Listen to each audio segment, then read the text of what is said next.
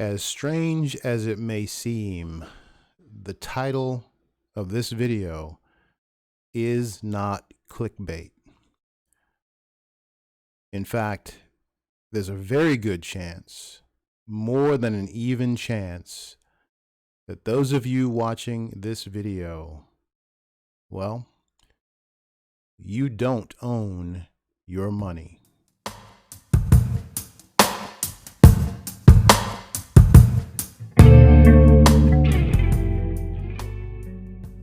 What's up? Thanks for stopping by to take a look at the content on the channel. Was that intro shocking, enlightening, strange? All of the above. For a lot of people, it really is. I talked to many family members about banking, investing, finance, and they are more often than not shocked when I tell them, well, you know what? You actually don't own your money. And they're like, well, what do you mean? It turns out, and I highly recommend that for any banking institution with which you have a relationship, take a look at your depositor agreement. Read the fine print. Turns out you don't own your money. And for a closer look at what I'm talking about, let me bring up a website to use as an illustration here. So we are on Investopedia.com, and I'm on their page that talks about bank deposits. Now, there's a lot of information here, and it's highly recommended that you take some time to go through this page, in addition to the information found in your depositor's agreement. But let's take a look at a paragraph or two here. First off, what are bank deposits? We probably all think we pretty much know what those are, but let's read it anyway. Bank deposits consist of money placed into a banking institution for safekeeping. Keep that in mind. These deposits are made to deposit accounts such as savings accounts, checking accounts, money market accounts.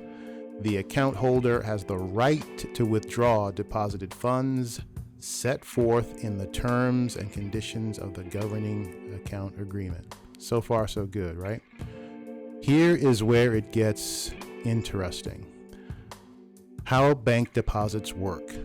The deposit itself is a liability owed by the bank to the depositor. Bank deposits refer to this liability rather than to the actual funds that have been deposited. When someone opens a bank account and makes a cash deposit, he surrenders the legal title to the cash, and it becomes an asset of the bank. In turn, the account is a liability to the bank. In other words, you don't own your money. You're now a shareholder in the bank. What about direct deposit? That applies as well.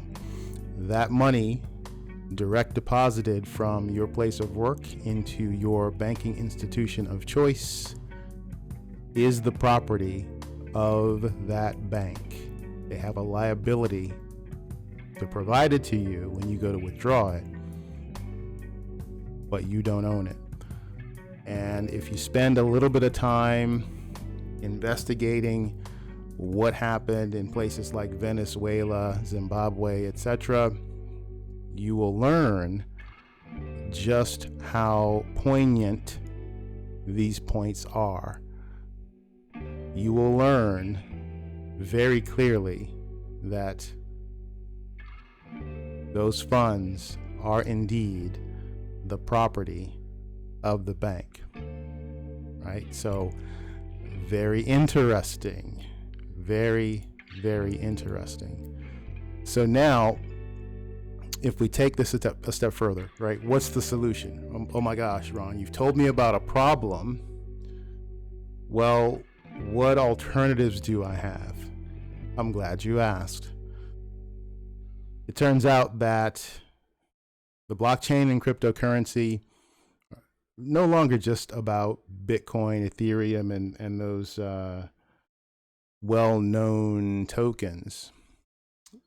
Becoming smart as it relates to blockchain technology gives you the opportunity to truly own your money, and you can do so without being exposed to the volatility of those cryptocurrencies that I previously named. And you might be wondering, well, that sounds great. How do I do that, and what's the catch? Well, let's take the what's the catch first. The catch is when you decide to take ownership of your money, you literally take ownership of your money. That means you take the responsibility of securing it, all the safekeeping that goes along with that. So it's a huge responsibility, but one, at least in my opinion, that is well worth taking. All right, great. Sounds good. How do I do that? Well, let's revisit a screen that you've hopefully already seen if you've watched other videos on the channel. I'm going to bring up that familiar Firefox browser that we've worked with in the past. And currently I have no assets in it, no real funds, but you will recall this setup that I did to get the MetaMask wallet activated in Firefox.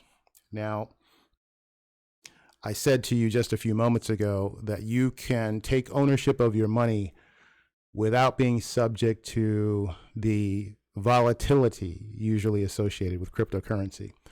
And I've got on the screen the Ethereum token, which is somewhat volatile, getting better, but still somewhat volatile. So what did you mean by that, Ron? Well, we have these tokens mostly on the Ethereum blockchain known as stable coins. These are crypto assets that are tied to or pegged to the US dollar. So if you are living in that world already, subject to modern monetary theory, and you're comfortable with that, and you want to keep that model but yet take ownership of your money, here's how you can do that. Or here's the first step in preparing to do that, is probably how I should say that. In my MetaMask wallet, in this case, this can be done with other wallets as well. I am going to click on this Add Token button. Now, there are, as I mentioned, a number of these stable coins. The first one I'm going to enter here is USDC. This is a token created by Circle. As I said, lives on the Ethereum blockchain. And we're going to add this token, and I probably should clarify that a little bit.